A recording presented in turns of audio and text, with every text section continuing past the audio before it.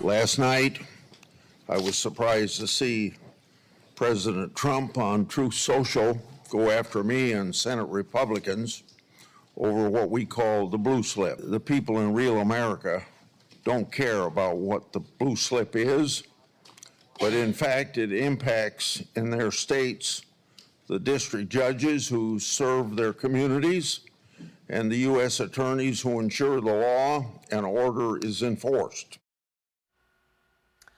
And that was Senate Judiciary Committee Chairman Chuck Grassley this week on the Senate tradition of blue split. After President Trump posted earlier remarks about Grassley denouncing attempts to block presidential nominations for ideological and political reasons. On Friday, the president posted on Truth Social comments Grassley made back in 2017 about not allowing home state senators to abuse the blue slip process. It came after a federal judge in Pennsylvania ruled that acting U.S. Attorney for New Jersey, Alina Habba, is unlawfully serving after President Trump and AG Pam Bondi extended her tenure by naming her acting U.S. Attorney rather than interim to fill the vacancy. Judge Matthew Braun, appointed by the bench by former President Obama in 2012, said Haba has not been rightfully the top federal attorney in New Jersey since July 1st, after a pair of criminal defendants challenged her appointment. One of the lawyers involved challenging in the lawsuit, former Hunter Biden attorney Abby Lowell.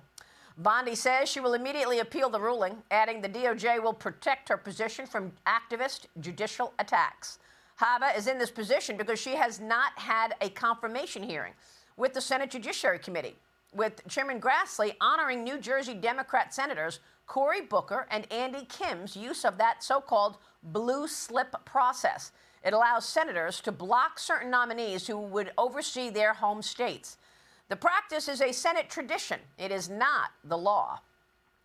Joining me now in this Sunday Morning Futures exclusive is the woman herself, the acting U.S. Attorney for New Jersey, Alina Habba. Alina, thanks so much for being here today. What are you doing about it? We're fighting, as usual. You know how this administration works. It's the new roadblock. It's the new lawfare. It's the same thing that they tried with Tish James. And now they're doing it with U.S. attorneys and judges, and it's not just me. It's around the country, frankly, and this tradition that Senator Grassley is upholding effectively prevents anybody in a blue state from going through into Senate to then be voted on. Senator Booker and Senator Kim had absolutely every right to vote no for me for the U.S. Attorney position. But I had the right as the nominee to get in front of Senate and to be voted on, to be vetted. I never even got there. Of course not. I was, according to them, unqualified. Why? Look at Hakeem Jeffries' tweet. Because I arrested a congresswoman for a charge of assaulting a police officer. And you know what? I stand by my work as the U.S. Attorney, and I won't be intimidated by this type of political rhetoric. What do you want to say about Senator Tillis? Tom Tillis, a member of the Judiciary Committee, has stated publicly that if Chairman Grassley tried moving a district judge or U.S. attorney through the Judiciary Committee without a blue slip, he would oppose that nominee. And that means we would not even have the votes to pass a nomination like Haba out of committee because Tillis would vote no along with the Democrats.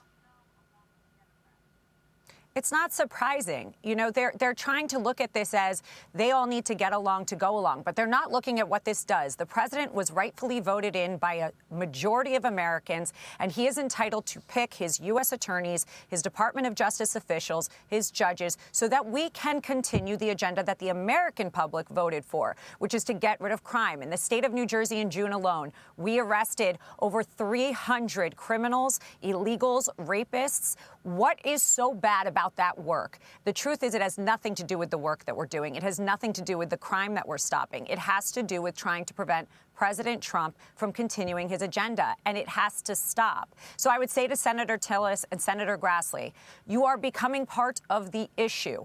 You are becoming part of the antithesis of what we fought for 4 years.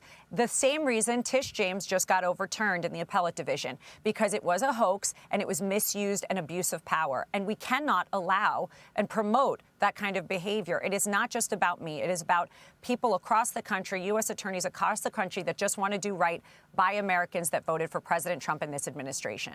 Alina, you think there's more to it as well because your first assistant was in the wedding party of the federal judge, right? Tell me more about that and the relationships behind the headlines here.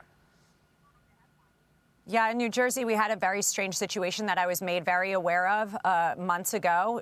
Yes, the Department of Justice official who was named to replace me was very close with federal judges that voted me out and voted her in. It was not a typical situation. It was not a partisan situation. It was solely, let's get our person in. What they don't understand is Article 3 judges do not pick the U.S. attorney for the state. The president, Pam Bondi, the Attorney General, that's who picks it. And they had a collusion, a plan. I'm aware of it, and the Department of Justice is aware of it, and soon enough it will come out. It was inappropriate, it was unethical, and frankly, senators ordering the judges in tweets to vote against me was also inappropriate. And it was all because of one arrest I made, which I stand by. Wow. All right, Alina, we're going to be watching this story. We so appreciate your time this morning. Thanks very much for being here. Thank you.